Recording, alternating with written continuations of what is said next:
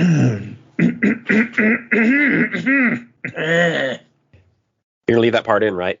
I guess I have to now.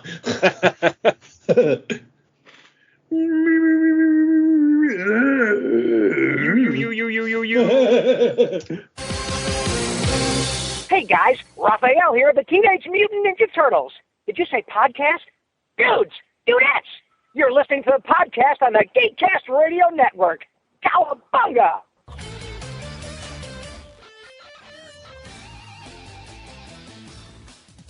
Hey, this is Tom Waltz, IDW's Teenage Mutant Ninja Turtle writer, and you have jumped inside the pool bag. Whatever they were, they're junk now. You've just jumped inside the pull bag. Join TFG1 Mike and the rest of the comic crew here at the GCRN as they make their great escape into comics. From DC, Marvel, and Image to IDW, Boom Studios, and Zenescope, we have everything right here. We cover things like Transformers, He-Man, superheroes, TMNT, and Radiant Black. Yeah, we have all that and so much more. It's all inside the pull bag here on the Geekcast Radio Network. So, without further ado, it's time to talk about the comics we're reading right now, here inside the pull bag. Hello and welcome to the pull bag. This is episode 543. Wait, 543. Right. Okay. I am, of course, TFG and Mike. And ladies and gentlemen, this episode has been months in the making, but between myself and my amazing, awesome turtle brother in Turtles comics, Mr. Joe Reed, we've had a lot of shit going on the last few months. Yeah, life happens. And I say this all the time. Life comes before podcasting, so it's no big deal, but yeah. Well, it's quite funny. A friend of mine and I were in line at a Subway sandwich restaurant, and we're talking about, my doctor says my blood pressure's up. Yeah, I got a sleep study appointment, and then I realized that we were those two old dudes talking to each other about health problems at the restaurant. Yep.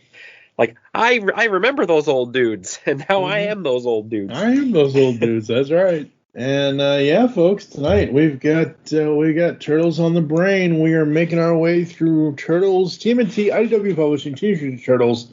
It's a long title. Reborn Volume 3. This is, and I'm probably going to put a half a snippet of it in here, probably right here. But this is Time After Time. As soon as I saw that subtitle on the trade, the first thing I thought of was Cyndi Lauper. Love her. So, Volume 3 of TMNT Reborn collects Teenage Mutant Ninja Turtles issues 112 to 117. The creative story done by Sophie Campbell. Art on Part 1 is Jody Nishima. I'm probably mispronouncing that. I'm sorry, Jody. But there's a J in there, so I assume that's silent. Nishijima. Nishijima. Okay, there you go. Yep, I just read that name. There you go.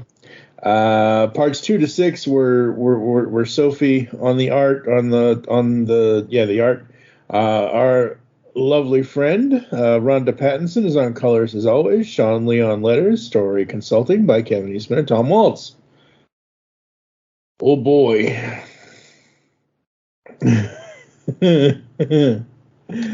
Oh boy. So this is a continuation of the run that the vocal minority of people, the vocal angry minority, makes it sound like it's the entire fandom, that they just haven't been enjoying this arc.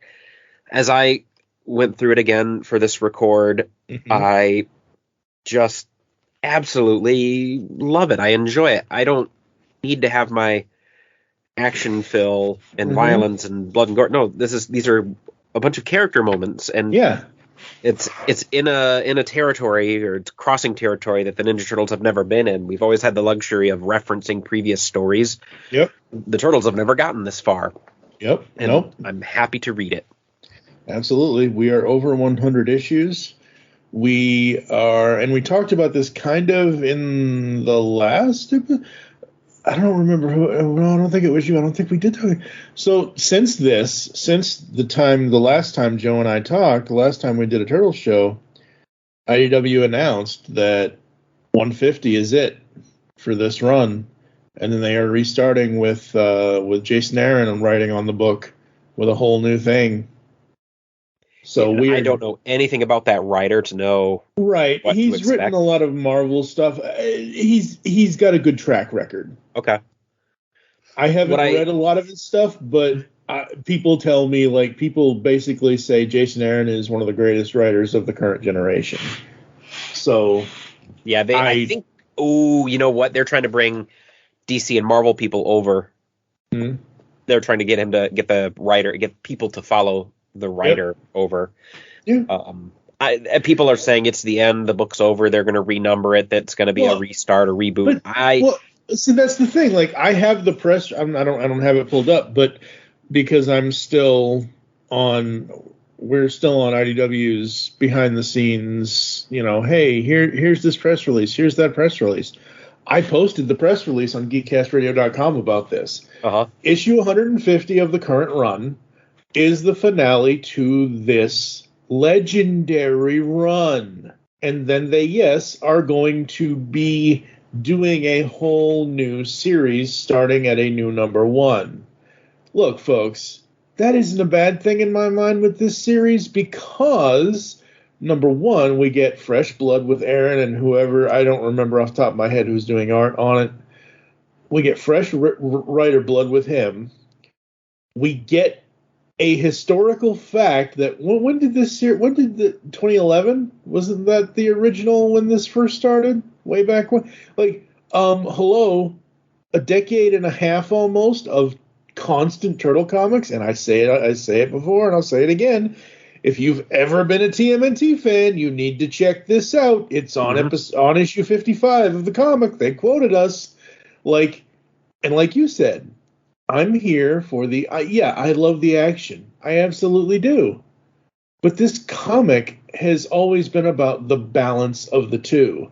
And this trade and the next trade to a certain extent, which we'll talk about next week in episode 544, they're very story driven, and that's okay because you have wholly new characters. You have a situation that these characters are in that they've never been in before. You've got all this stuff going on all at once, and it's cool, it's fun, it's whatever, it's good. It's not like, hey, if people don't like it, that's on them. Yep, and Bobby says that in some of the letters columns. Like, it's okay to not like the book. And it's not just me or you or whatever saying, oh my God, IDW, we're not worthy, No, it's not that at all.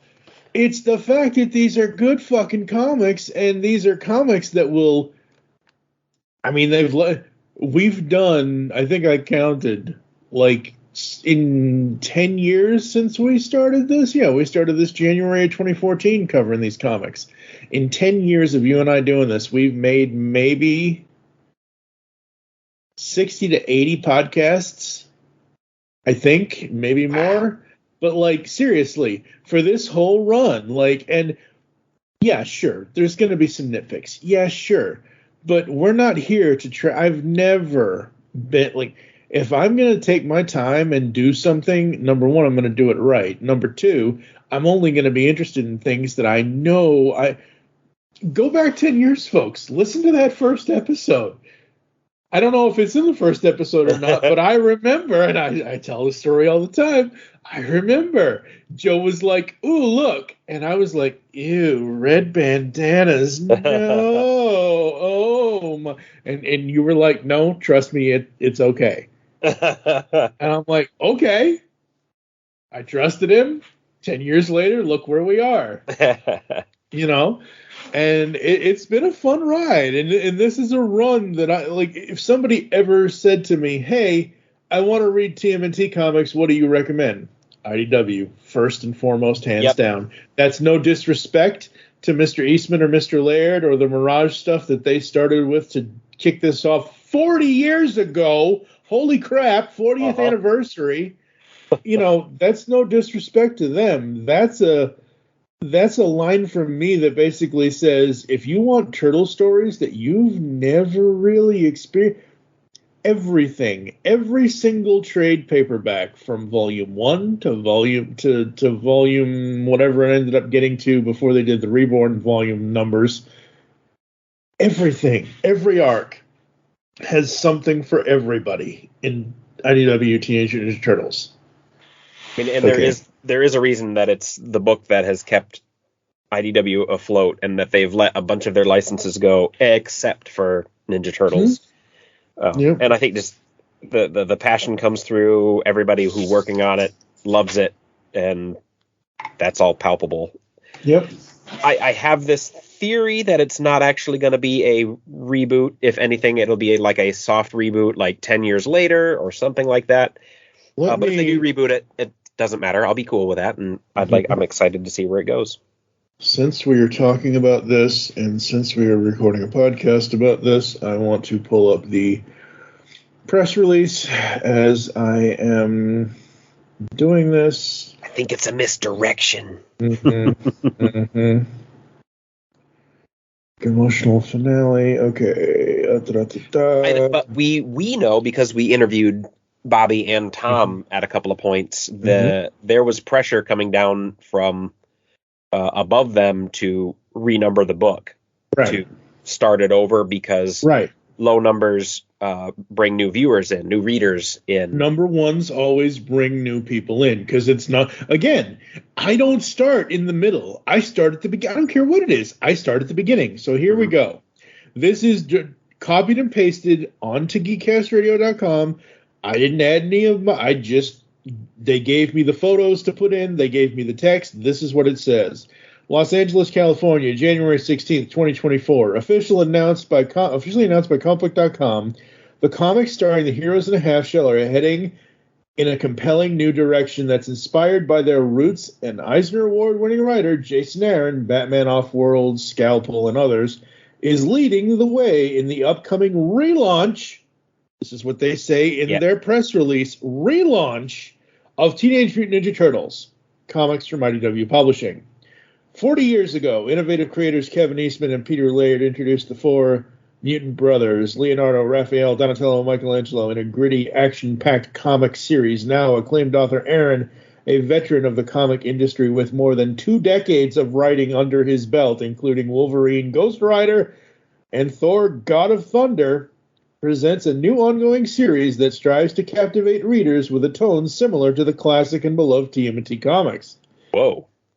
Aaron's approach to TMNT, while inspired by what has come before, will also present a raw vision for the iconic franchise's comics that is also completely fresh and stunning for both longtime shellheads and brand new readers. Launching a new TMNT comic series in the midst of the character's 40th anniversary is clearly one of those dream jobs, all comic book dream jobs, said Aaron. Especially for me, a kid who first fell in love with the Turtles all those years ago because of that original Mirage Studios series. Buying those groundbreaking issues fresh off the rack, comics that kicked you in the face with their action-packed grit and gloriously raw attitude, I couldn't be more honored and thrilled to get to add that to that esteemed legacy of a comic book face-kicking, especially as part of an amazing IDW run that has expanded the world and timeline of the Turtles in such a daring and exciting ways.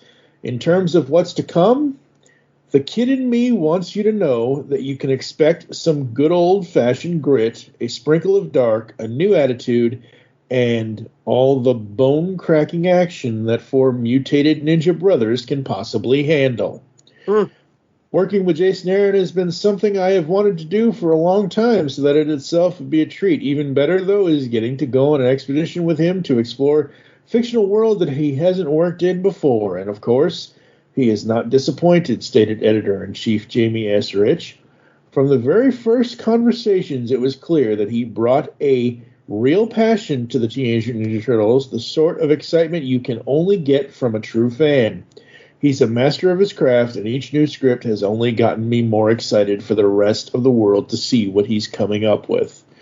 Co-publisher Mark Doyle is confident that fans of the beloved franchise are in for a real treat with Aaron's story and the talented artist who will bring the script to life. Jason is one of the best storytellers in comics, and he just gets the turtles. Add to that the amazing artist he's working with, and you have the recipe for some great TMNT comics that we cannot wait to bring to fans.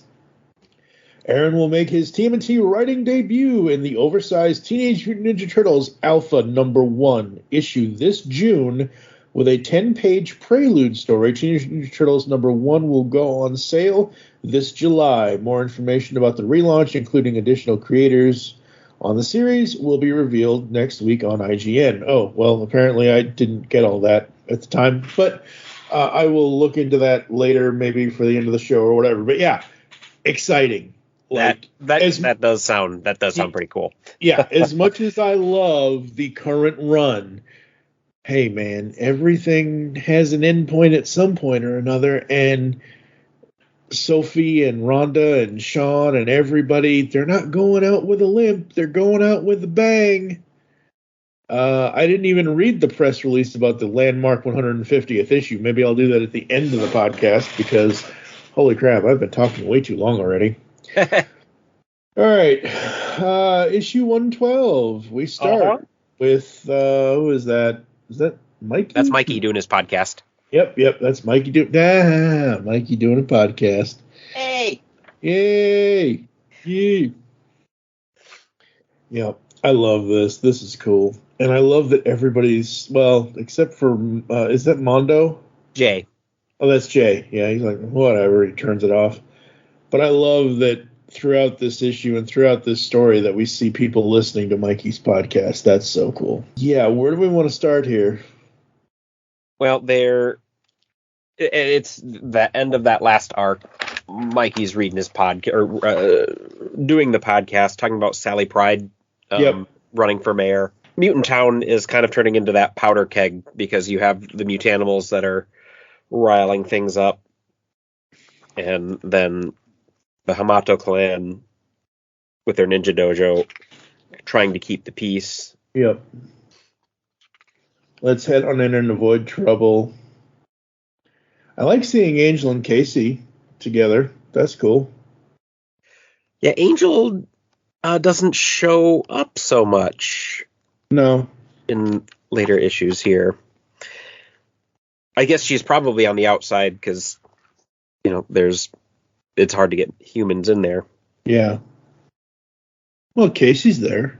Yeah, Casey sneaks in through the sewers. And there's no reason nobody couldn't hop over a fence. Yep. Absolutely. Yeah, Angel's there.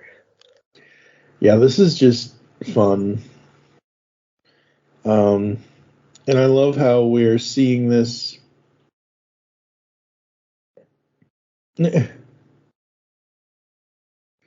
I love how we're seeing this through Mona's eyes and everybody's different eyes to see how that thing, and where Mona's kind of like, she's not naive, but she just assumes like, what? I thought you were never human? I thought you were caught in the bomb too. Like, I really dig that. I think that's cool. Yeah, I think Mona is kind of, I don't know, she's not the instigator of the whole thing, but since she feels so victimized by her mutation, she wants to do something for Mutant Town. I think that's where the support group energy comes from, and what she starts to instigate later in the trade. Yeah, absolutely. And I mean, she's got, everybody deals with these issues in a different way, like, where she says, like, completely terrible.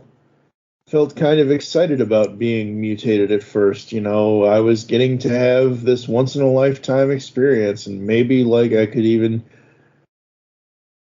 base my thesis on it or somehow do research into mutation or something, but nope. Now it's just like, wow, maybe it ruined my life kind of thing. So again, what I love with Sophie's writing is that, like I said earlier already, we're getting brand new characters to us. This isn't just Mikey, Donnie, Leo, and Raph fighting against insert villain here, but whatever. And that's never been the point of these. Yes, there are those moments, obviously, between City Fall and Attack on Technodrome and everything else and all in the run. But right now, what we need after the mutant bomb is this. We need to see how the citizens of Mutant Town, all of them, are handling this. And I love that this issue specifically is, her story. Yeah, it's nice to have more than one-dimensional characters. And I think that's happened with the Turtles, too. It's not just Donnie doing machines and Mikey eating pizza. You have these background characters that are going on arcs and who have interesting things going on. Yeah, it's... So this issue is mostly a talking issue. At the support group, Mikey gets poisoned by Jay, who's one of those salamanders, jungle frogs, or jungle salamander thing. Yeah. And it's, they're like, you attacked him. No, he just tried to shake my hand. No, it's not. Huge misunderstanding. Fight breaks out. Yep. And this is kind of, I think, where Sally decides that, yeah, you're right. People do listen to me. People follow. And I think she's getting talked into running for Mutant Town Mayor at this point, with Mikey doing okay. Yeah, I think I should. Where's that set? Where's that line? I'm so sick of this crap. Mikey here. I heard you mention an idea for an election. Yeah, wouldn't that be cool? Then people could choose who's in charge. And Alapec says, yeah, that's the definition of an election. But I do like how Raph and them come in, and it ends up with Raph next to Casey, where Casey's like, fun tour. Dude, shut up. And we get to Alapex in April because they're looking in on Mikey with Mona being there and Raph being there. Yeah, I'm really digging this, and it's very, very fun. It's always been fun, but it just, again, something happens, and the reaction from people in the other characters in the story is what makes it great, because you have, Mutant Town's a powder keg, essentially, because all these emotions from everybody. Because before, these people were just people. They weren't mutants. Before that bomb went off, So they have to adjust, and absolutely dig it. And I love how everybody comes in and sees Mikey. One at a time. We get, obviously, Raph and Mona are there. But we see Casey come in, we see April come in. And they do say various different things to him. We see Jenny and Alapex, which is where that line where you're... Yep. Or you said, yep, that's an election. We see Sally and them and all that. And that's kind of where the first issue of the trade here ends. Congratulations, you're going to be the mayor. Oh, God. Yep. I love the variant cover where it shows Jay attacking Mikey. That's fun. And here we go, folks. Here's where Cyndi Lauper comes in, because oh yeah, Pepperoni's back. Yeah, is this the Time After Time issue? Yep. The 79th dimension of Null Time, 1 month ago. I don't think that has any relation to the Null. No, character. The Null group. No, yeah. the Null I think this character, is just the random end of the timeline stuff. Yep. Oh, I'm sorry. It's not Pepperoni. It's Lita. Pepperoni is the other. Pepperoni does get. I think they've alluded to the fact that Pepperoni gets mutated in the future, but not anytime soon. And this was weird for me reading it the first time. Oh my gosh, Lita's grown up. How did this happen? Yeah. And is it the same turtle as the one? Yeah. And yes, it is. It totally is. Yep. But Lita sneaks in this 79th dimension to take the time scepter, which Renette has stolen in the past to visit the turtles. But as she's about to take it, Renette busts in.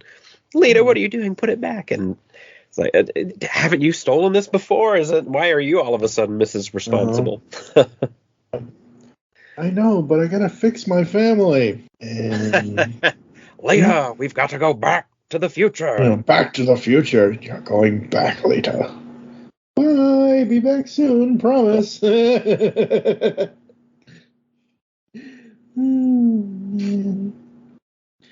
And again, absolutely love the art, the backgrounds, just everything that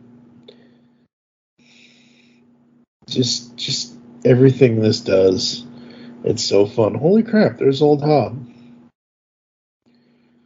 Oh yeah, the old Hob and the Mutanimals are working with the Foot Clan. The Foot Clan, yep. Yep.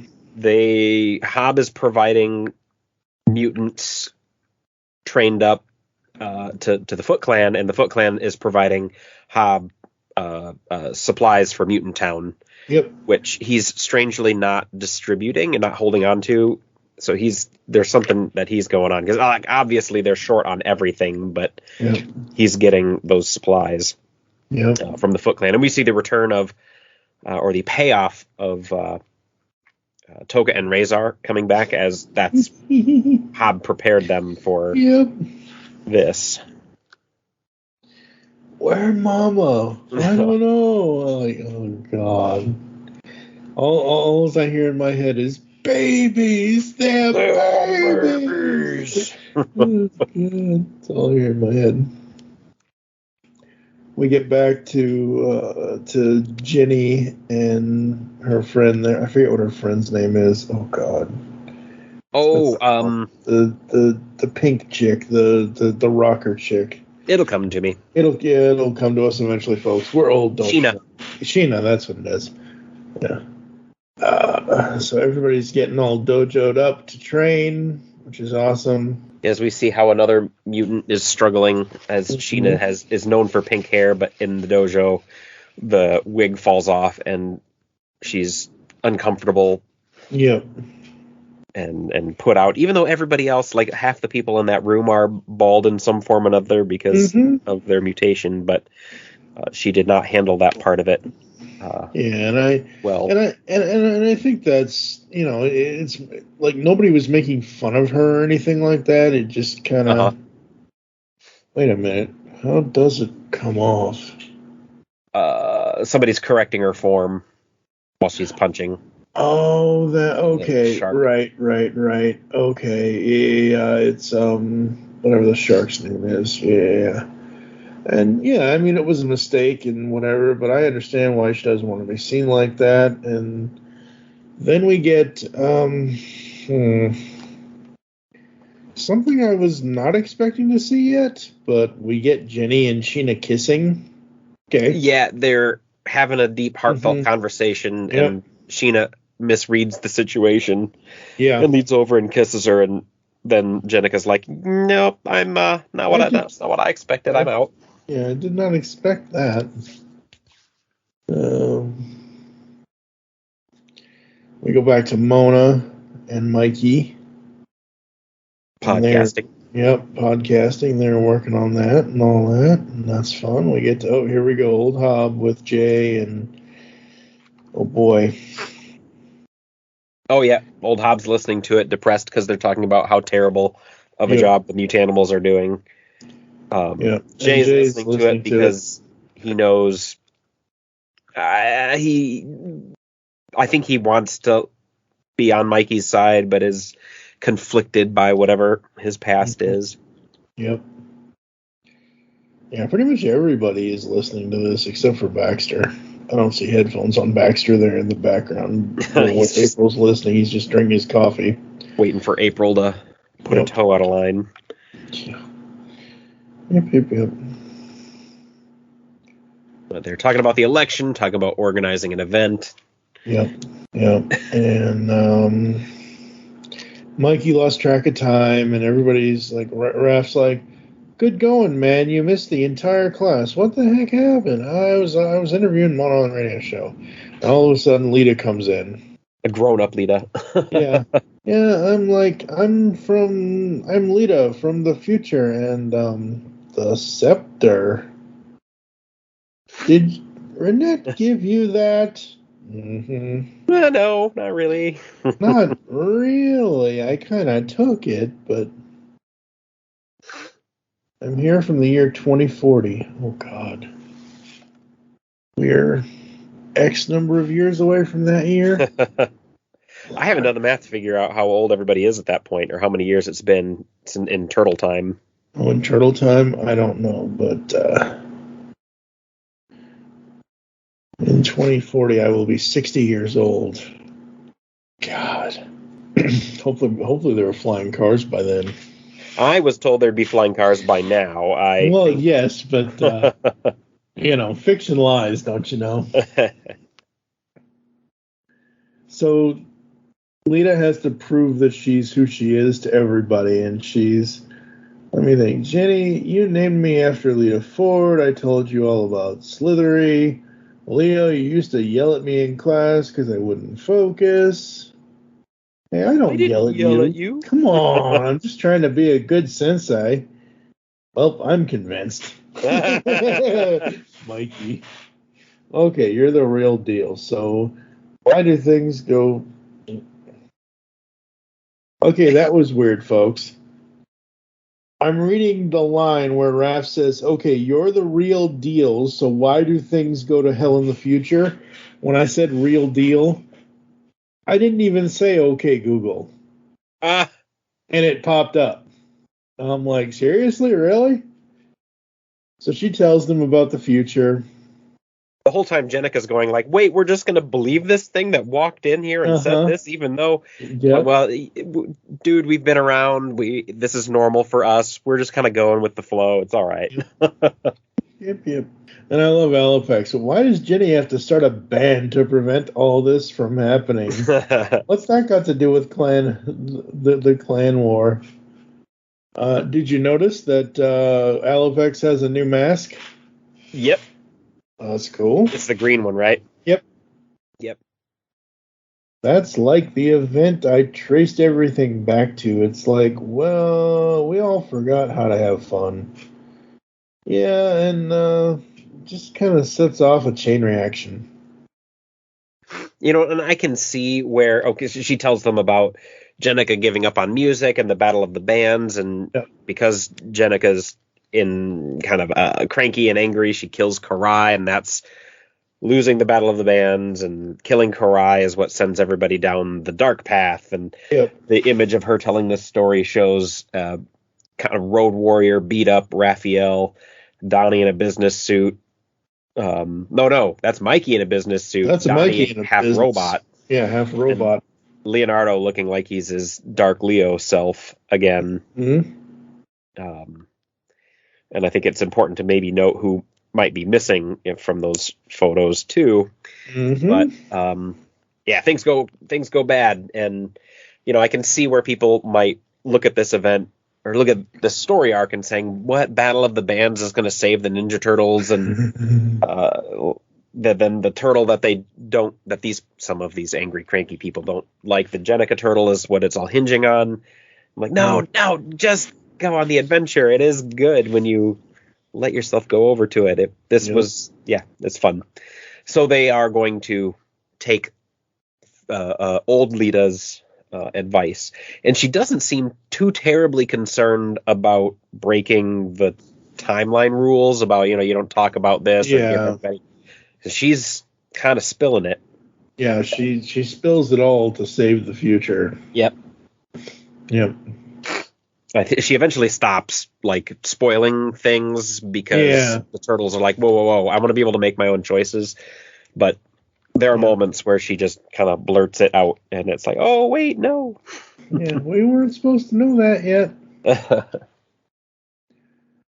So they go back to Splinter's dojo, and we see Jenny and Lita kind of interacting with each other, and we see that Jenny says, what's she say here? She says, I'm here to keep you from that's what it is. I'm here to keep you from killing Karai.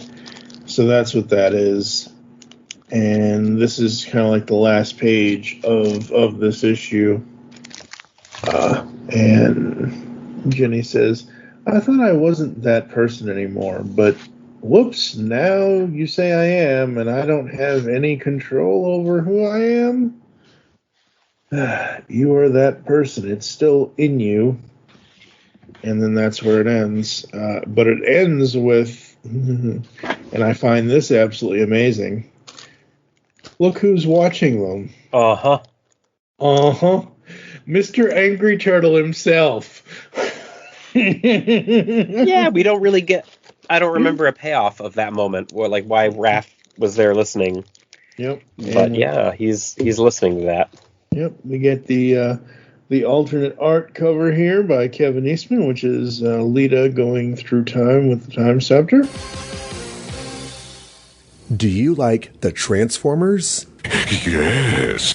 Do you like the Teenage Mutant Ninja Turtles? Do you like IDW comics? And comic book podcasts? Then come check out Ninjas and Bots. Each week we look at an issue of Transformers or Teenage Mutant Ninja Turtles from their IDW Comics incarnation.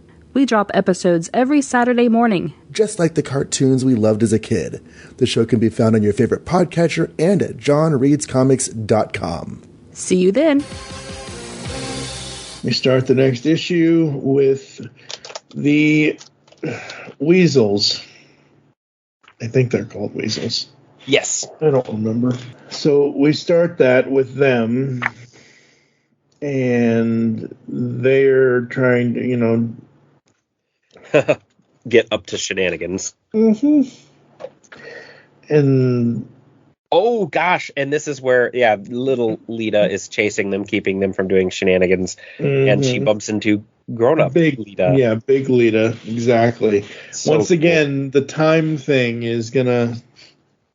You're not supposed to meet your past self. But I don't think the Back to the Future rules work in the Turtles verse here. Well, and like, and Spock says it in Star Trek, the J.J. Abrams Star Trek. Mm-hmm. No, that's really, we just tell ourselves that so that we can make our own decisions. It's okay if we see each other. Yeah. Yeah, but I do. That's one of the reasons why I love this issue and this trade. Is that, I love it all anyway. But we see Big Lita talking with Little Lita and the rest of the Weasels and teaching them various things. So my question is, and this is just silly and stupid, in that panel where Lita says, "Oh gosh, I hope meeting my young self doesn't ruin space-time, whatever."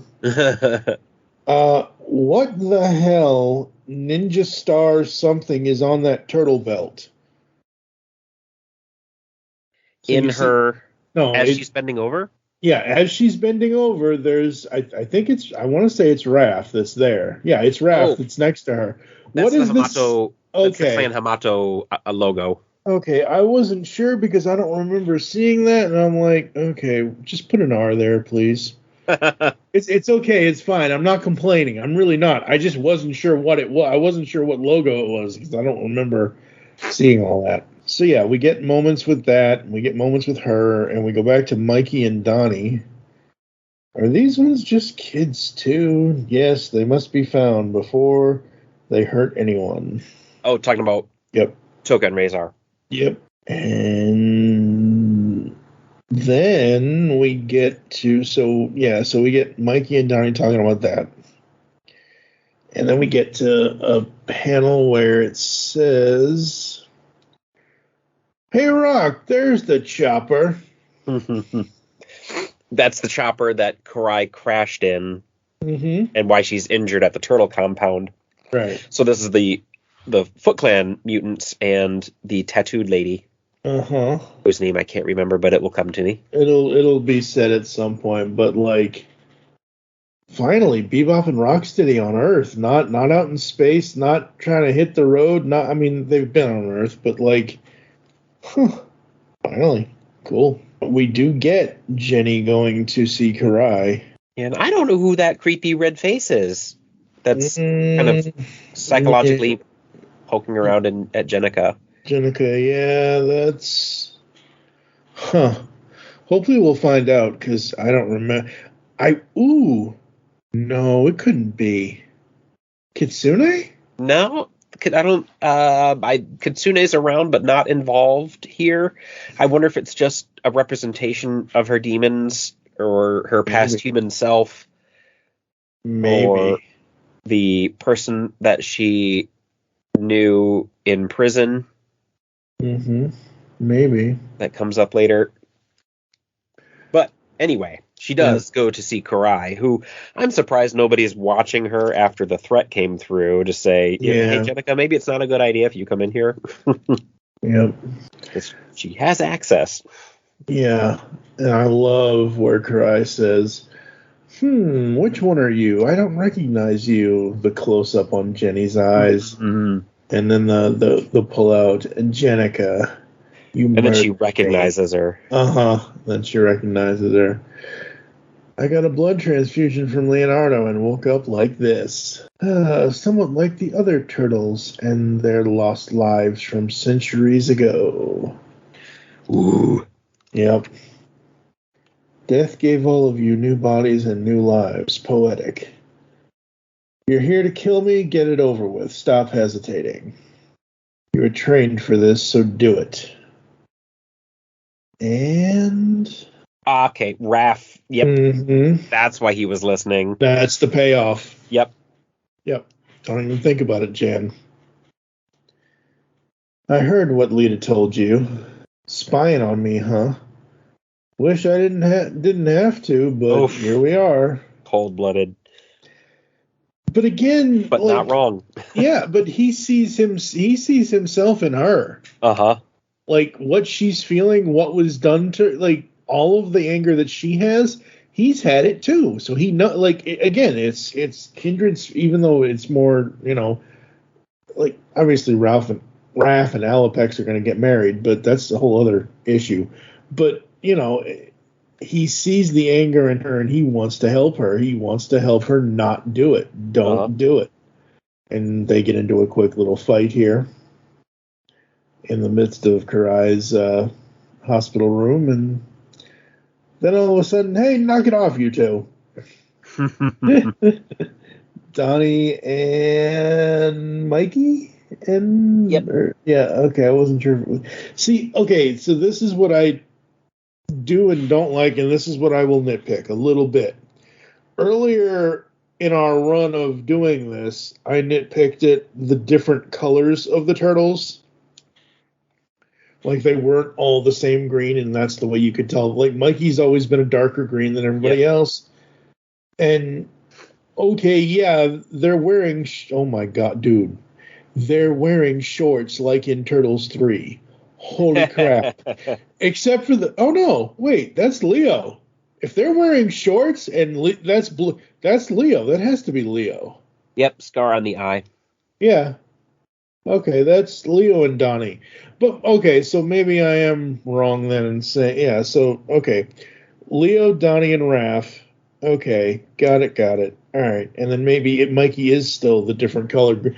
My point in saying all of this kind of thing is if they've changed them all to one color green between the four brothers, that's going to make it really hard to differentiate them. But between the blue and purple shorts, we figured it out. There, Mikey's green is, okay, it's still the same. Okay, no complaints.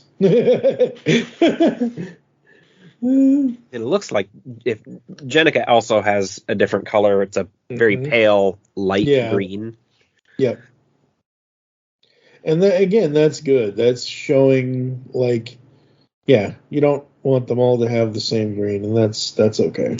How are we going to make different action figures? That's true. So we get Mikey and Mona talking about the stuff, talking about the radio show, and Mikey just seems like everything he's doing right now is letting everybody down because he can't time manage correctly. Like he's always running late for whatever it is. Mm-hmm. Other Lita, big Lita, you coming? Yep, be there in a minute. So we get her saying goodbye to the Weasels, and then we get Blueface time traveling Renette. Lita! Renette! A wizard! It's a wizard, Lita! You little sneak, how could you? Like I trusted you. I'm sorry, but magical. Dun dun dun. So they have a conversation.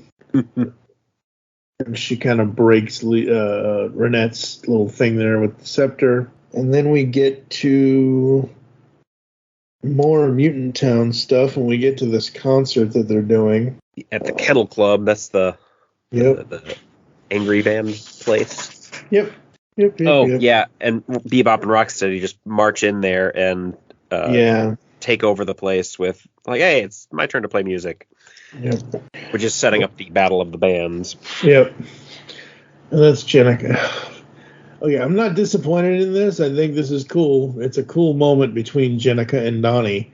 But at first, again, the colors, man, I'm going color whack tonight, because for half a second I was like, ooh, a cool Donnie and Mikey moment. But it's Donnie and Jenica. He says, hey, Jenny, I know I asked already, but I'm okay, Donnie. Are you? Yeah, why? I know what Bebop and Rocksteady did to you. You seem a little on edge, that's all. Yeah. And again, yeah.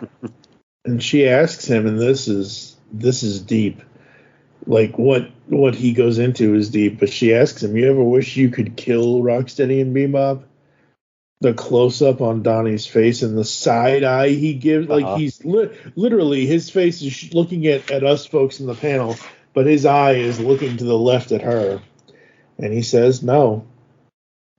Sometimes I find myself absent-mindedly wishing they were dead, but I've never actually wanted it to happen, much less be the one to do it. Good for you, Donnie. Yeah, good for you, Donnie. And it says, yeah, it just seems like it would be so much simpler if they were gone. Them, Karai, all those people. I'm not sure that would be simpler. Could even be more difficult than it is now. And then we get another appearance of Renette. Oh, that's right. And this is where the Lita makes the deal. Big Lita makes the deal and says, give me a week. I want to save my family. You know you like these people. Mm-hmm. And if you put it, I think they addressed this back in the Renette's original appearance, is that she is able to experience all of the... She knows the Mirage turtles. Those are the turtles that she is familiar with. Yeah. And so she's encountering new versions of them as she goes galaxy hopping or time traveling. And you don't know us as well as as you know the other turtles. And then by doing that, they convince her to let Lita have the time. Yep. 1 week. God. Before we move on, all that 1 week, all I can think of is Bare Naked Ladies. It's been. Yep. Oh boy, Toka and Razor creating havoc in the street looking for Mama. Green guys? Oh, yeah. Orange on your head? I like this. Me too. They start out peaceful, and Raph can't help but pick the fight as Razor wants his red bandana, but mine snatches it back, and then you made Razor sad, and Toka gets him. And it happened when Bebop and Rocksteady originally showed up, and it happens again here, where these two are just so off the scale, huge and strong and powerful that our little Ninja Turtles, despite all of their skills, kind of get trounced by these two. Yep. Oh, yeah, golly. Toka just sends Jenica into orbit. Sends her up to the roof, pretty much. And and this was an interesting thing, too. Leo says, get ready, guys, and Leo's readying up, and Raph says, screw that, retreat. Yeah, screw that, retreat. That's right. And that's how that issue ends. We have another Eastman art with Toka and Razor done by Eastman. Very, very cool. Characters he has not drawn a lot. Right. And next cover for the next issue is Bebop and Rocksteady meet Toka and Razor. I never thought that would ever happen before. Never thought that would happen. Here's IDW awesome. Giving us this. Exactly. Like, you know. Yep, the Fred Wolf universe, Bebop and Rocksteady, could not go into they couldn't be in the movie for whatever reason. I can't recall. So that's how we ended up with Toka and Razor. And up until some point during the IDW run, the IDW comics didn't have access to anybody created for the movies, and that has since changed. And pretty much everybody's open game at this point. I mean, IDW has done so much for this franchise and so much with this franchise that we even have a different blue bandanaed turtle coming back later. She's actually been back, but we will cover her story later at a different date. And yes, folks, before you even ask, even though I know it's X number of minutes or hours or however the hell long into this podcast, at some point we will do an episode all about The Last Ronin, so don't worry, we're going to cover it. So the next issue opens, we get... Jenica finally coming down a month later. Yeah, exactly. Yeah, she was like, "You okay, Jenny? Come on." Oh, she lands in the Kennel Club. Yep, she lands in the Kennel Club. Hello, attack. Yep. So they run out, and Toka and Razor and Raph and all that. And so Bebop and Rocksteady are leaving the concert, chasing Jenica and Sheena. Yep. And yeah, they oh my gosh, everybody's headed to this instance. Leo says, "I should have listened to you, Raph. We need to run." They start running. And Donnie on the run is trying to call April. Yup. Which he does, but when we see April, she is sound asleep, with Pepperoni asleep above her. I'm awake. What is it? What do you need? April, it's me. I need a video call with Karai immediately. So she goes to Karai. Shut up here. Discipline your baby mutants. I love that. That's hilarious. What do you need me to do? Your mutants are on the rampage, Karai. They want their mama, so talk to them, or we're in trouble. So they shoot the phone to the mutants. We get back to Jenny and all that. And what is going on over there, you idiots? Natsu. There we go. So yeah, they were supposed to show the phone. Because Karai's on the video call. They were supposed to show it to Toka and Razor, but the phone goes flying. And the Foot Clan lackeys get it. Natsu and Bebop and Rocksteady. Yeah. Natsu, kind of like Tatsu. I wonder if that's what we get. I don't know. Have we had him? He hasn't been in this, has he? He has not been in this comic, and I think that's because Obata is like a real person who's still alive and does not want to sign his likeness rights over. He was in there was a character that I can't remember if they called him Tatsu, but he looked like Obata. They modeled the CG character for the 2012 series after him. I'd like to watch that episode again. So that's one of the characters that I don't think they've been able to bring over. Yeah. I think we should ask next time we interview somebody if that was who he is supposed to be, or she is supposed to be. She is supposed to be, yeah. Because that would be cool. There's a lot more fighting, a lot more action. Bebop and Rocksteady doing their thing. We get to a point where it's, let's see. Fighting. Eek, who are these guys? They barged into the Kennel Club and stole our instruments, and C-Rock told you we'd win. We're getting that phone. So they're going after the phone. Bebop and Rocksteady are just shooting everybody. Well, Bebop, does he have a chainsaw? Yeah, he's got a chainsaw. Yeah, Rocksteady has the gun. They upgrade their attacks because just holding them down didn't work. And so, Rocksteady gets the gun, Bebop gets the chainsaw. Yep.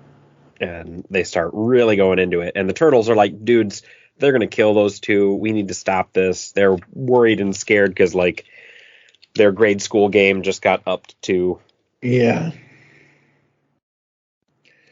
And I like how they do Battle of the Bands. That's hilarious. That's awesome. We finally get to a point where Mikey shows them the phone. Mama! And we get that. And we get that kind of resolved. And we go back to the Hamato clan or whatever. Bebop and Rocksteady are not welcome, though I'm sure you understand. I do. They won't cause further trouble. You have my word. We will be gone soon, and I'm feeling stronger already. And again, even though it's it's not stereotypical, but it's kind of typical for the Turtles comics to have Leo and Karai having the conversation about stuff versus any other of the four brothers, which I think is cool. I think it's a nice little thing to have the two of them do it. Yeah, I wonder how many other iterations besides 2012 if they ever got involved romantically. I don't know. Leo wanted to before he found out that in that series she's Splinter's daughter, real biological daughter. Yep. And then we get to Big Lita and Jenny, and she says, "Oh, it's supposed to distract me from killing Karai." It's nothing like that. It's I think this makes sense now. Oh yeah, and this is where we start getting samples of what Sophie does with the music going on and what music does for Jennika and how it saves her. So they talk about building the band and Jennika needing some both practice and drummers and singers. And Koya comes in upset that they're just arguing and bickering and whining. And as she's yelling at all of them there in the living room, somebody says, "Man, you've actually got kind of nice screecher voice." And Koya's talking about her dark history, and there's a colorful explosion of action behind her, dreamlike, and that's how she's dealing with her pain and her emotions by doing this name-taking thing that she's doing by yelling at them. And discussion, and we start to see that color Jennika dealing with her stuff back there. But the Turtles are talking about how Donatello writes to get his feelings out, and Mikey creates his podcast to get his feelings out. Raph punches things to get his feelings out. And we're seeing how these characters do get all of that out. So the panel where Alapec says, "And like Mikey and his radio show and Raph and punching things and me and my job, blah, blah, blah," we get to Jennika's face, and then we get to seeing everybody in the past. And the next page, I believe it's, in the trade, it's page 91. But basically the next full page, which is the last page of the comic. God damn it, IDW. Every character and their pain. It's every character and their pain. And I'm thinking that would go great on my wall next to my two other Turtles things I have on. I want this full color. I don't care what I have to pay for it. I want this page because that's amazing.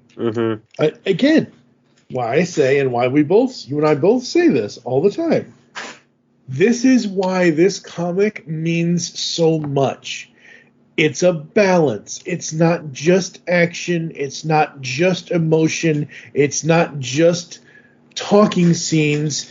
They balance it so well and so tightly that it just makes you feel again, going into each of these characters and what they're going through and what they say and don't say and how they sometimes keep things not whatever, but here's these Turtles dealing with the consequences of their violence, the psychology of it, the ramifications of that violence, and these are much deeper characters than they've ever been before. Because of the weight that they carry and the post-traumatic stress, for lack of a better. Yeah, absolutely. Don't mean to diminish that, but No, it's true. Look, PTSD can be equated to anything. These are characters. These are even though these are fictional characters, they are characters that have been on a journey. Hello, they already made it reference to this in this trade. Yeah, you guys in your past lives and all that and everything. Hello. Yeah. It's not just Yeah, there's no joking about PTA. I don't see you saying that as being a joke at all, because it's true. It works. And we get the Kevin Eastman variant cover for this issue here, and then, holy crap, the cover for this next issue with Karai in the background and Jenny in the foreground with a foot symbol. Oh my God. This is a great cover. And Jenny finds this porcupine. I forget what we'll find out what the porcupine's name is. What does it say here? You again. I'm not here to fight. No face full of quills, please. I got a question for you. I asked around. First, I want to say I'm sorry for being a butthole and attacking you at the Kennel Club. Second, you want to drum for my new band? We need somebody. What do I get out of it? A job, something to do, and you get to be metal. What this 2-page spread here is, it's one of those moments where we see the Turtles being the Turtles, capturing the theme that the Turtles make family out of their enemies. Yep. And this porcupine used to be an antagonist, set in the path of Jennika in this case, and the rest of the Turtles, and now they're joining forces to defeat Bebop and Rocksteady's band at the Battle of the Bands. And what better kind of parallel to a family than a rock band? Everybody coming together. I think, it's just another masterful little stroke, bringing, as we turn the page, a few times there's more antagonists getting brought into Jennika's band. Yep. Because everybody has a role to play, and everybody has a place in the family. Everybody's got a place at the table, which is so cool and so fun and just absolutely awesome. The few images here of the practice are neat. That Jenny and the porcupine are going at it, and there's squiggly lines in the air representing the music, and it comes out that Porcupine's not exactly excited about her playing. Jennika says, fat turtle fingers, still getting used to it, don't really feel it yet. And Donnie comes in to visit, and I'm sure there are unheard words being expressed and discussed between those panels, but Donnie has his pain manifested around him in the purple ghost-like image of Bebop and Rocksteady. Right. And Lita is there talking, and there's unspoken words going on, and her trauma of being mutated is surrounding her and her color. And Jenny is listening to this and gets it, and we see her pain coming out. And then in the next panel, as she picks up the next page, as she picks up the band again, picks up the guitar again to start playing, she's playing her pain, and she's crying, and people are coming by to check out this new sound, and the porcupine says, that was better, and it's because she's playing from the heart now. Freed herself up to that. Such a cool thing that I didn't notice before. I noticed it, but now I notice it.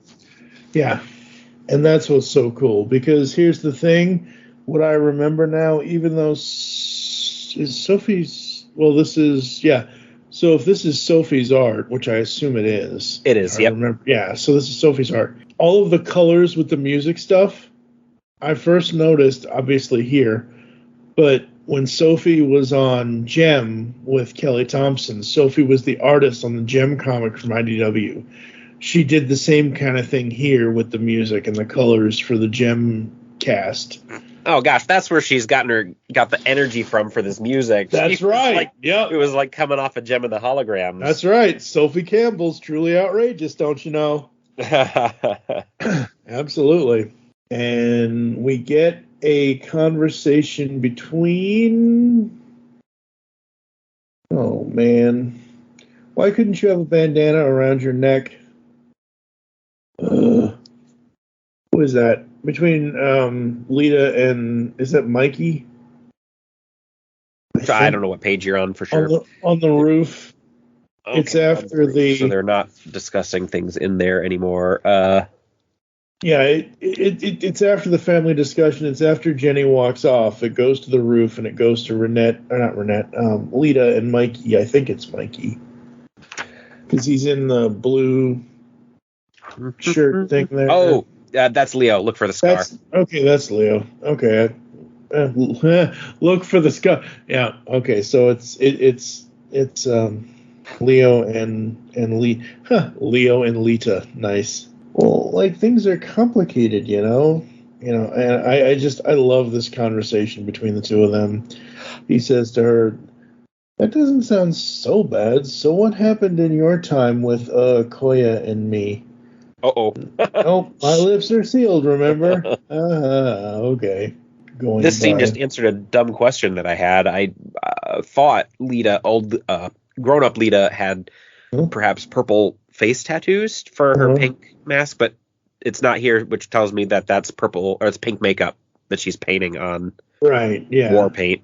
Yep. But that thing on her shoulder, those are definitely tattoos. Yeah, the thing on her shoulder is definitely a tattoo. Mm-hmm. Yep. That's cool, though. Very, very cool. And I love that it switches from... And I think, does it switch to each of them? Does she get... No, she doesn't get a moment with each of them. She gets moments with Leo and Raph. Which, I mean, come on. Like, this isn't that scene, but I'm going to say, I feel like this is the bathtub scene. Leo, don't. Like, seriously, that's what I feel like this is, because it switches between her and Leo and then her and Raph. Oh, man. And he says, I don't know if I can take knowing what my future self never did nothing about it. And I just gotta know if you know anything. And she looks at him. And he goes, okay, yeah. Yeah, you don't want to know. Yeah, Raph. You probably can't go back in time and totally stop it either, huh? Nope. The future isn't set yet, though. Remember that. We've already changed it for the better. And so can you. Dun dun dun. Yay. Yay. Here we go with Jenica and Karai. You again. Which is, again, I'm so surprised they're letting her anywhere near her. Well, I think that's the point, though. Uh-huh. I think that's the point of this scene, because Karai says, oh, you again, huh? Yeah, I just want you to know that if this had happened a year ago, I would have ended you right here while you were defenseless. I would have slit your throat without a second thought. And she says, but I'm not that person anymore. I got a life now, and I can be whoever I want to be. Foot assassin full of honor and forgiveness. Good for you. Honor maybe, but not forgiveness. I'll never forgive you, and I'm fine with that. See ya, I got a show to do. So again, like she just said, a year ago she probably would have slit her throat. Mm-hmm. Now she's got so much more to live for than what she had a year ago. So I kind of like it. And then we start with the ending of this issue with the Battle of the Bands. So that's how that one ends. And I love, again, Kevin's art with Jenica with the guitar behind her. That's so cool. Yeah, this is the next issue has a phenomenal cover with Jenny playing the guitar with the pain blowing out. Yep. Getting stabbed by Karai, losing the friend. Yep. Getting mutated. Just everything. And again, that art by Sophie Campbell. Absolutely. That is so much Sophie's musical art stuff. Because she did the same kind of thing, not necessarily I don't remember if it was the actual showing of various emotions or events in the Gem comic, but it's very similar where things were coming out of the guitars and instruments and stuff. And yeah, you'd have to do something expressionistic like that in a comic about music. How else are you going to get any kind of sense of what the music is doing? Yep, absolutely. So we start this one with Created in Darkness.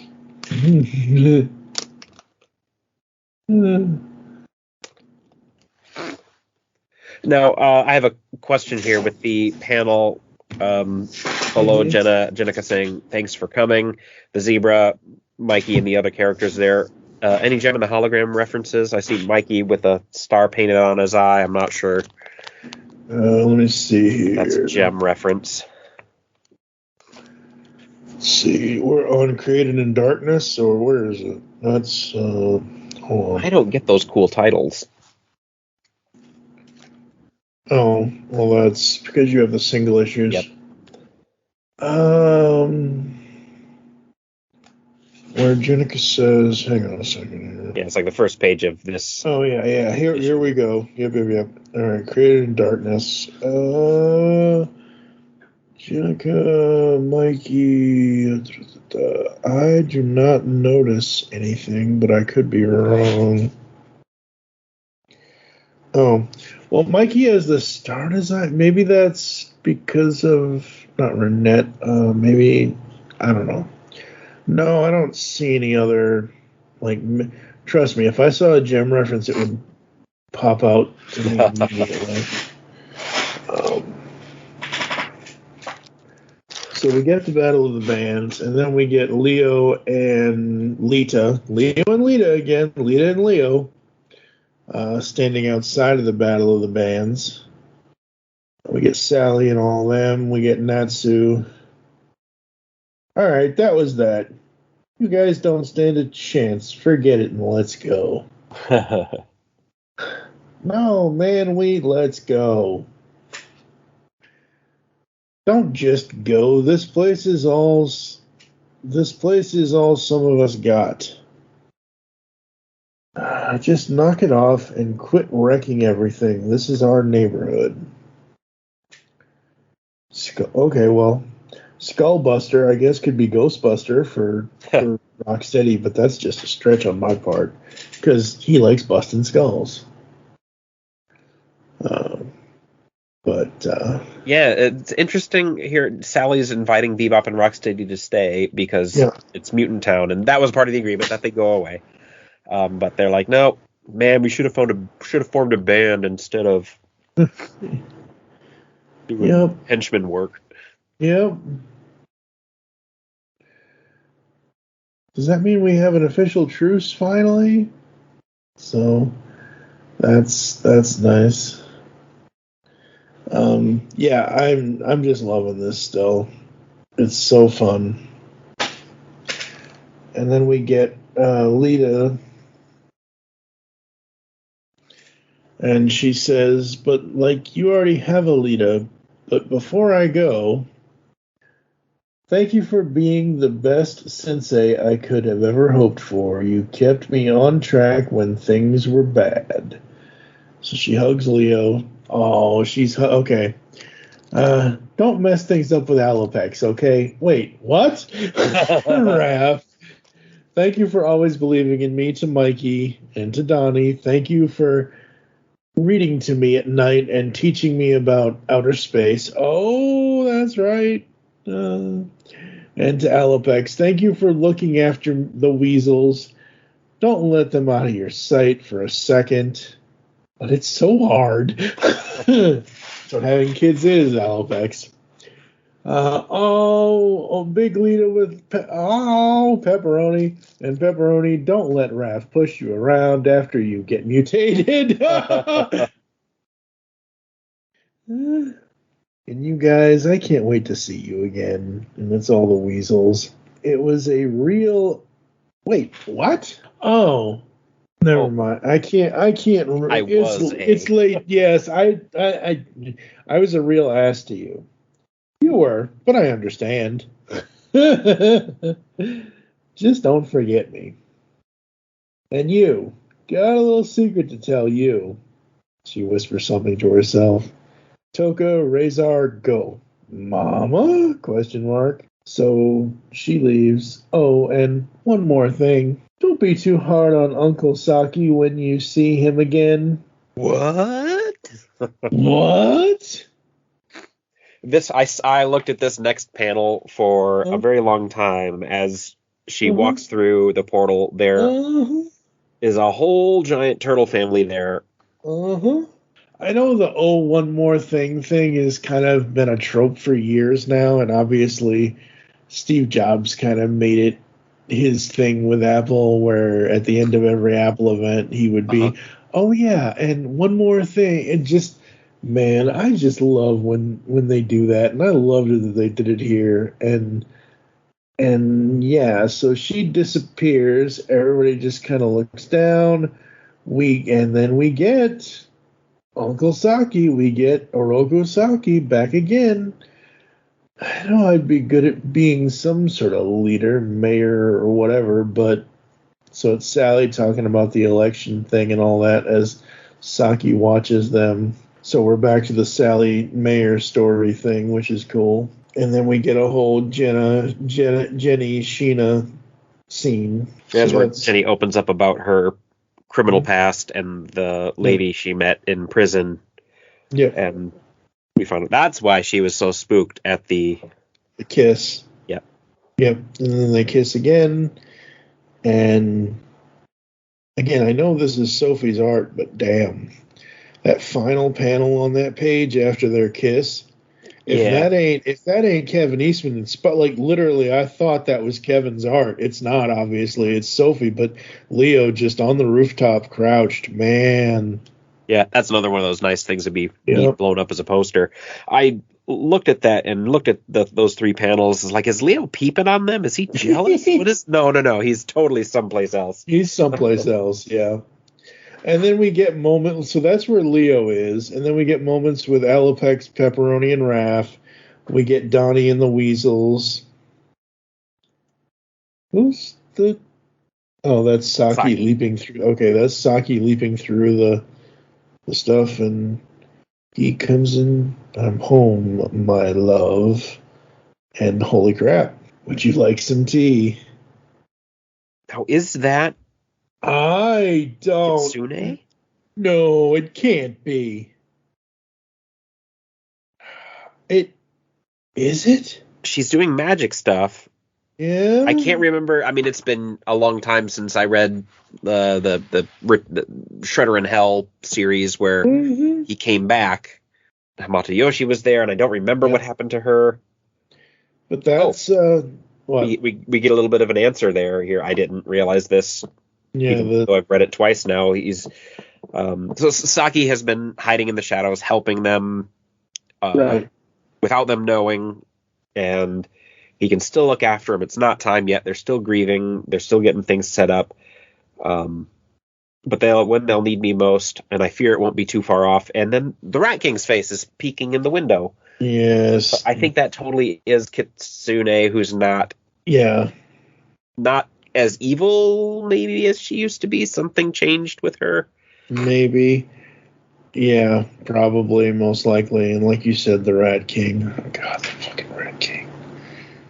The worst. He's so just evil in this series. If there's one character I could do without in this series, it's definitely the freaking Rat King. Do you say that as... sorry, I'm rebagging my book. Do you say that as because he's creepy and evil and a huge antagonist, or because he's unsettling and uncomfortable? All of the above. Okay.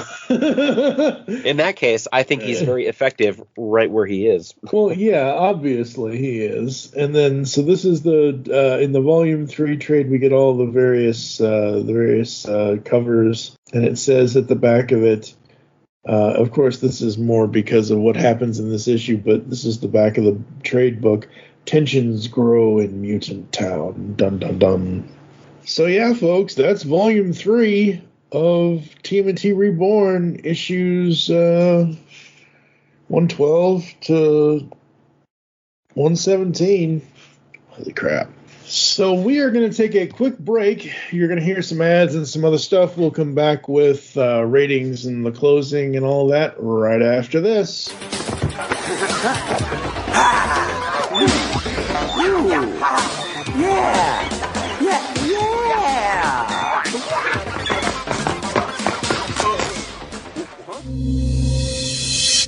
Hello, geeks and geekettes! Looking for a podcast that covers a vast array of topics? Then check out Altered Geek Unleashed, where we discuss our thoughts on this week's geeky news, tech, gaming, television shows, movies, cartoons, comics, and more. So, get altered, get geeky with the Altered Geeks. Every Friday on the Geekcast Radio Network. Cheerscast, the podcast where everybody knows your name. Slide up to the bar alongside Ryan Daly and a rotating cast of guest hosts as they celebrate the long-running, award-winning television series, one hilarious episode at a time. New episodes of Cheerscast drop every Thursday, part of the Fire and Water Podcast Network. Because the world needs another movie podcast. The Geekcast Radio Network presents for your listening pleasure the Cinema Geek. Hosted by Amanda, Kevin, Matt, and Dan. Each week we dive headfirst in the landscape of movies as we discuss movie news, play movie games, go in-depth on reviews, and even have a top 10 countdown or two. Also, don't miss our director retrospective series, where we review noted directors' movies film by film. Bottom line is, if you love movies and love podcasts, you need to experience the Cinema Geeks. You can find us on iTunes, Blog Talk Radio, or GeekCastRadio.com. Hey Jared, I have this idea for a new show for the network. What is it? You know how I liked the 1990s comic book series, The New Warriors? Yep. And you know how at the Long Box Crusade we're trying to get the YouTube channel going? Yes, also correct. Well, thanks. So, how about you and me do a live stream show about the New Warriors? You've never read the books before, and I have them, and so that's a great setup. We could give it a catchy name like Come Out to Play. Don't you think that's the greatest idea? Sure, Delvin. That's a great idea. Just one question. Yeah? Why do you have me dangling off this ledge, holding me by only one arm? Oh, yeah. Well, you'll get it soon. I hope. Come Out to Play, a New Warriors podcast, comes to you live on YouTube every second Tuesday of the month at 8 p.m. Eastern on the Longbox Crusade channel. If you can't watch it there, we replay them on the Longbox Crusade Network podcast feed, available anywhere podcasts can be found. We invite you to come along for the ride, or in other words, New Warriors, come out to play.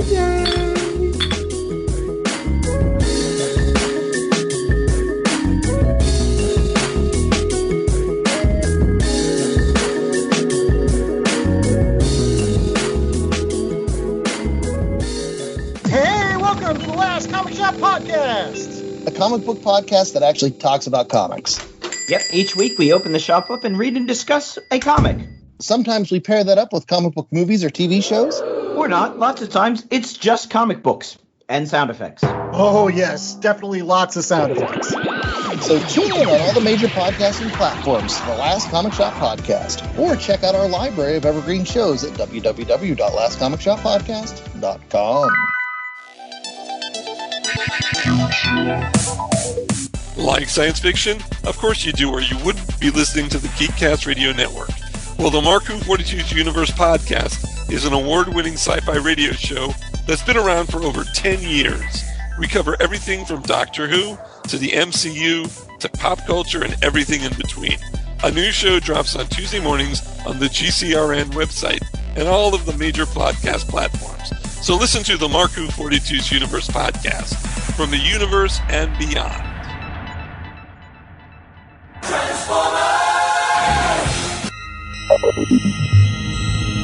You are receiving a transmission from the Rod Pod. Upload pending. Stand by for soundtrack transfer. I am Maggie. And I am John. And we are trapped, hurtling through space in a ship shaped like Rodimus's head. The ship, for reasons we haven't been able to determine, contains the entire run of the IDW Transformers Phase 2 comic, which chronicle the events following the end of the war between the Autobots and Decepticons. so we figure we may as well read them all in order and report our findings to you. Stand by. Stand by. Upload complete. Now.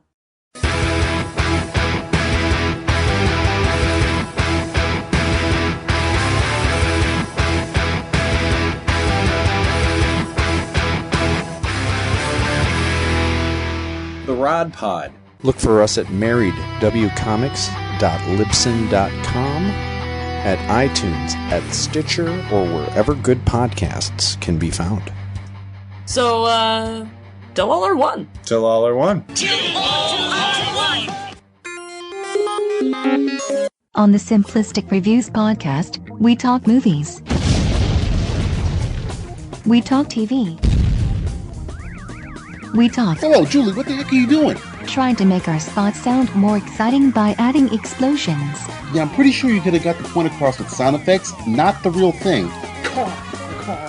Download the show on iTunes or at simplisticreviews.blogspot.com. I'm sure your insurance company will cover that. No, they won't. No, they probably won't. All right, folks, we are back here inside the Pull Bag, episode 543. Closing thoughts. Oh my God. So good. Just so good. Yep. We go on a 0 to 5 scale at GCRN, folks, with half points. So you can do 1.5, 2.5, 3, whatever. But I don't think there's any, like, even some of the uncomfortable stuff with Mona wasn't bad because it was her being uncomfortable with the position she was in and, again, trying to learn from it, trying to adjust to it, because everything that happened in this trade in these 5 or 6 issues, or however many issues it is, 112 to 117, so it's 5 issues, is a learning curve, is coming to terms with what's going on with these characters coming to terms with what's going on with them. I can't give this anything but a 5. I just can't. It's difficult for me to say that I would not.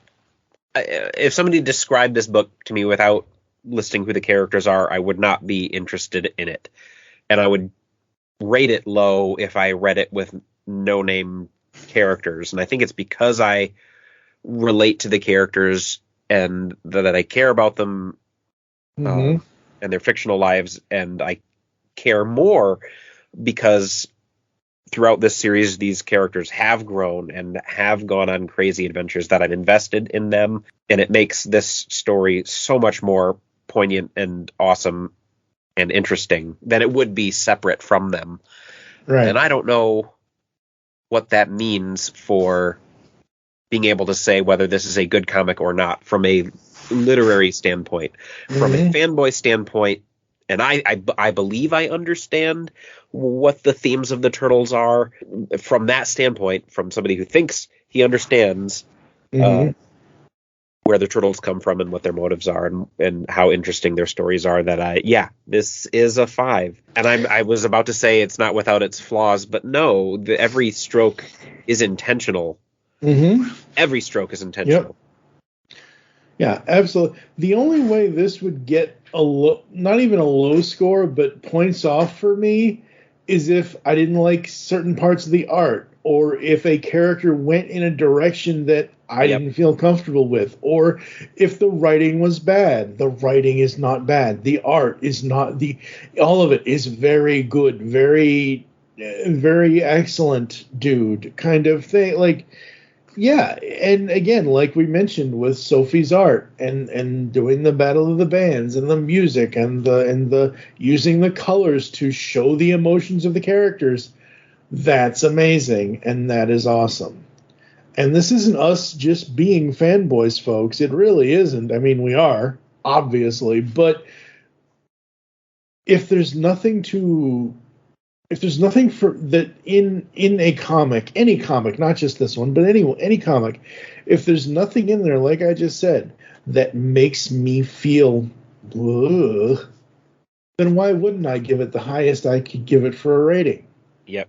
Like, I can't even, like, there isn't even anything to nitpick, really. I mean, I can't get all of the grief that the series got during this time, and the gatekeeping sort of angry fanboy, the rants that I would read online about how bad this is, and even some of the letters in the letters column, the medium respectful to very respectful criticisms. I feel it's interesting to me that I feel like I get the Turtles more than those people do, but I don't like that gatekeepy kind of I get it and you don't, and that's why you don't like this series sort of. Like I know how weird that sounds, but I don't think think a lot of these people get it. Well, I don't think it's us gatekeeping at all. Like I don't. No, I think they're trying to gatekeep what can and can't be a Turtle story. Oh, okay, I get you now. And I get you. This is all emotionally lovey-dovey, LGBTQ friendly stuff, and it's not for me. I'm like, dude, did you read the Turtles and how it's about having an open mind? I mean, like that's what the theme has always been about, is accepting people who are different. And it's just, how the vast majority of the noisy fans, finger quotes, how much they don't get the property. It's like the right wing folks not getting Star Trek. Like Star Trek is a socialist society. It's as absurd as that to me. Yeah. Look, here's my thing with the IDW continuity, with the IDW series. Because it is so continuity driven, I would never recommend anyone start anywhere other than the very beginning, Volume 1 of the trades. I would not tell anyone. As the IDW series, this series that has been going on for 13 years, 13, 14, however the hell long. Debuted in 2011, right? It sounds about right, because that's the year Oliver was born. 13 year, yeah. IDW TMNT is a teenager right now. And here's the thing about teenagers. They all have emotions. We all have emotions as people and everything else. And this part of the arc is sort of focused on other characters, but it also has focus on the Turtles too. Like I said, look at Lita and Leo. Look at Lita and Raph. Look at Raph and Jenica. Like the fact that Raph has been this rude dude with a tude for 40 years, it's because of the shit that happened to him. It's because, like, again, isn't that why this started? Isn't that what happened in Volume 1? They all put the red bandanas on because they were out looking for Raph. Raph was missing. That's how this starts. Mm-hmm. I would never, unless people have read it, unless people have been a continuous reader, I would never suggest anyone start this series where we are now currently. No, because don't start at issue 101. It's not for new readers. I love new comic readers. I am a new comic reader to certain series and things, but this is not a series where people can jump in, I think, at, like you said, issue 101 or whatever. You have to read those previous 100 issues to get the emotion. And maybe I'm just too over emotional about this because we've been working our asses off discussing this for a decade now. But yeah, you want a new Turtles series to sink your teeth into? You want brand new number one? Let's see what Jason Aaron and whomever the artists are that are going to be on the new series that's coming up. Yeah, man, it's going to be so hard because they're following up with even with all of the griping. He's going to have to follow up with what has been described as the best Ninja Turtle comic ever. Mm-hmm. It's the most consistent. It's the most thorough. It pays so much homage. It pays homage at the same time as taking a new story, new this, new that, and it does. Like, we've never had any of these characters before. I mean, it's sort of like Alopex and all that and everything else, So you know how bad I want these characters to show up in a movie or animation or anywhere else? Yeah, I want Lita. I want Jenica. Yeah. to be one of the Turtles. Yeah. Do you know how bad I want a TMNT animated series where every season is an adapted version of these? Start at Volume 1, Volume 2, Volume 3, Volume 4. Just go through it. Do the Krang War. Do the Attack on Technodrome. Do everything. Do Northampton, because that would be awesome. As I mentioned, folks, earlier at the beginning when I read the other press release, I'll read this one too. Teenage Mutant Ninja Turtles number 150 will deliver a double-sized epic emotional finale. Dun, dun, dun. Los Angeles, California, January 11, 2024. The colossal and cosmic time-consuming megalodon called Armagon is trying to erase the Teenage Mutant Ninja Turtles from existence. Now, only the brilliant and determined Donatello can potentially stop the fearsome foe by racing back to the past in a double-sized landmark 150th issue that celebrates more than a decade's worth of compelling TMNT storytelling. Written by acclaimed author Sophie Campbell, and the massive epic emotional TMNT number 50 is the must-read conclusion of the ongoing series. Fear not, Shellheads, because more will be revealed about what's next for TMNT soon, which I already talked about. This momentous milestone issue will feature art by Armageddon Games' Vincenzo Federici, on longtime TMNT creatives colorist Rhonda Pattinson and letterer Sean Lee. Returning for this giant issue are former series artists Dan Duncan, Carol Kay, and Campbell. Dan Duncan. That's right. I have to meet that dude. I don't know anything about him except that. Yep.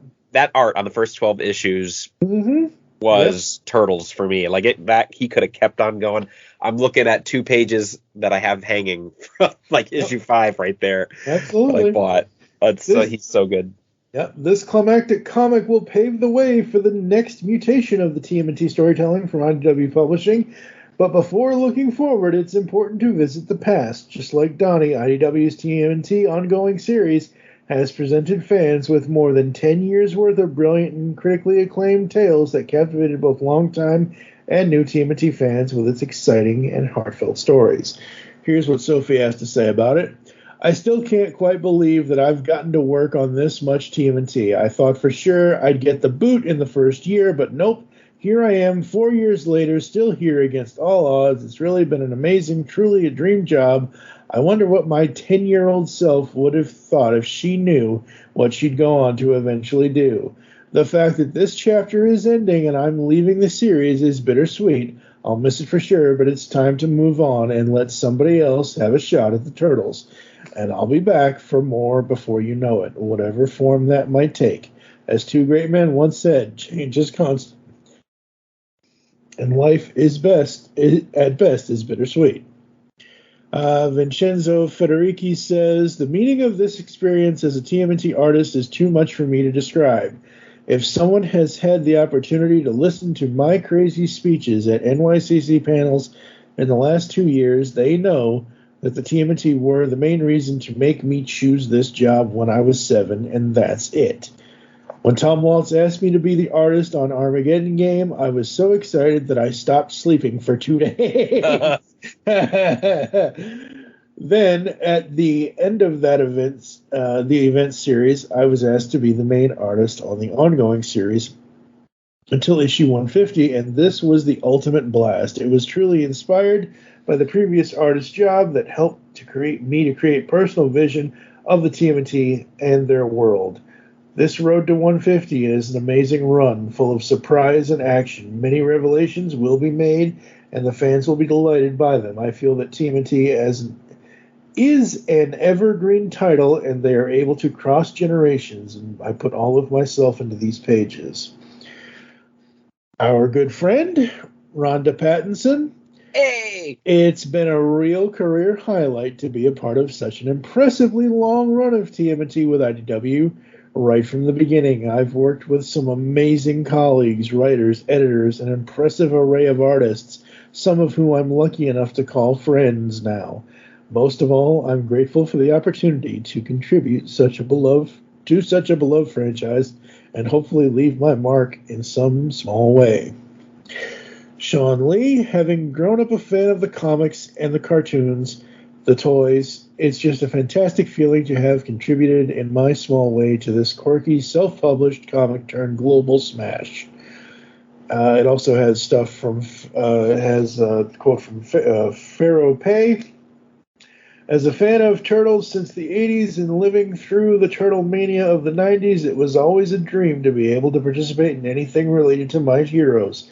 Since issue 1 of IDW's TMNT came out, I told myself that I wanted to participate in that comic. Having the opportunity to draw them, and for several issues, exceeded any expectations. I am very grateful. Dan Duncan chimes in, the Turtles introduced me to comics as a kid. So this book was not just a job that started my career, it changed my life. I am so proud of my time here, and grateful to IDW, Nickelodeon, and Kevin Eastman, who let me be a part of it. Even after I left, I was excited to be a fan. And while it is sad to see something so special wrap up, I hope everyone is as proud as I am as a fan. I'm excited to see what's next. Congratulations to you all. From Tom Waltz back in 2011. 2011 was when it started. When I was first asked to join Team TMNT at IDW Publishing, the ongoing series writer, I was praying I'd at least get 4 issues of the story. I'd concocted out to the public before I was run out of town, but before I knew it, 4 issues became 12, and then 25, and then 50, and suddenly I was at issue 100, and it was time to hand the main writing reins over to the amazingly talented Sophie Campbell. And here we are now on the final stretch of the road to 150, and Sophie has taken our beloved TMNT series to new and exciting heights. During her fantastic run, all the while maintaining the core consistency of what makes a TMNT tale a TMNT tale. Family, friendship, relatable protagonists, nuances, antagonists, real-world dangers, and drama mixed in with gritty street action and fantastical adventures, and on and on and on and on and on. It's all been there every step of the way for Sophie's 50 issues, and she's going to wrap it all up with one mind-blowing on top. With one mind-blowing bow on top. What a great time to be a shellhead. From the creator himself. For me, the IDW TMNT comic book universe is a definitive one. When it was launched in 2011, Tom Waltz proposed to bring together elements from the first 25 years of storytelling and from all various TMNT universes. And with the help of a small army of extremely talented artisans that nailed it brilliantly for 100 consecutive issues, passing the baton off to Sophie Campbell for the following 50 fantastic issues, solidified this TMNT foundation as the place where anything is, was, and has been possible. This wonderful place has been our collective home for the past 12 years, 13 now, and although we may see a conclusion after 40 years of adventures, we won't see an end. Wow. There you go, folks. I need a towel. As I'm trying to read that, like, literal tears are just because, hello, all these people that have helped work on this, plus the creator himself, yeah. Just so good, so awesome, so fun. And yeah, folks, TMNT 150. Joe and I are on the road. Next episode of the podcast will be 544, where we talk about Reborn Volume 4, and then we will do Volume 5, Volume 6, and so on and so forth. I don't know when Volume 5 and Volume 6 are going to be, but Volume 4 will be the next episode of the podcast.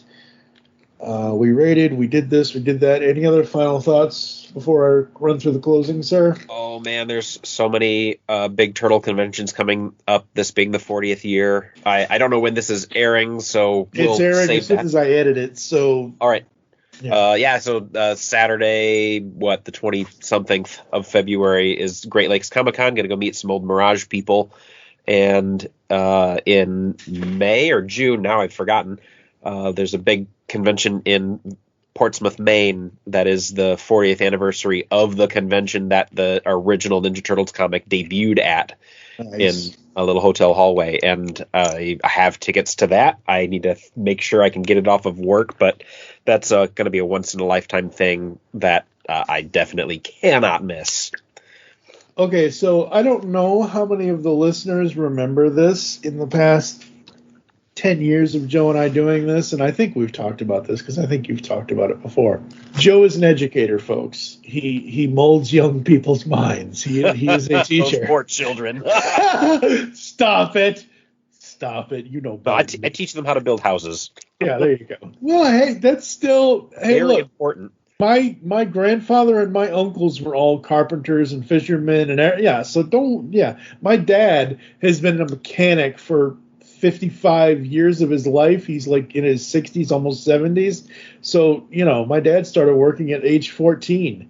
Yeah. So, man, that's awesome. But my point in saying this is that, how long have you been teaching?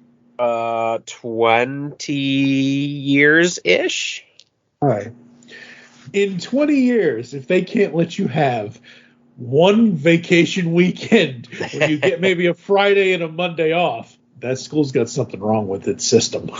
And I think they'll let me off. The issue will be life schedules pairing with that, right. With some crazy event, like parent-teacher conferences. I think it'll be okay.